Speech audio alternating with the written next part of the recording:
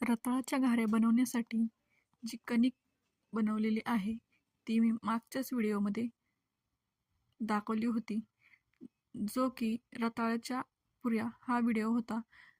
तर बघा, त्याच कणकेपासून मी रताळाच्या घाऱ्या बनवत आहे.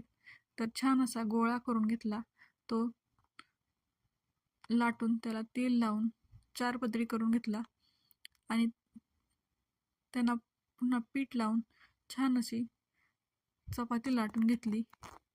तर बघा, रताळ्याच्या घाऱ्या बनवण्यासाठी रताळे शिजून घेतले होते. त्यामध्ये गूळ चिरून, इलायची पावडर, थोडंसं मीठ टाकून, थोडं बेसन पीठ टाकून छान अशी कणिक मळून घेतली होती.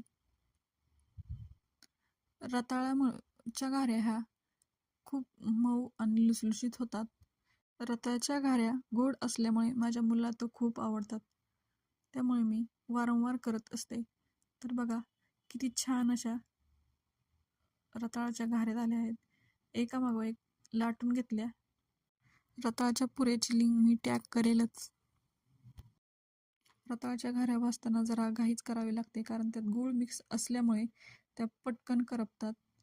तर बघा, आपल्या रताळ्याच्या घाऱ्या तयार. व्हिडिओ आवडल्यास लाईक, शेअर, सबस्क्राईब करा.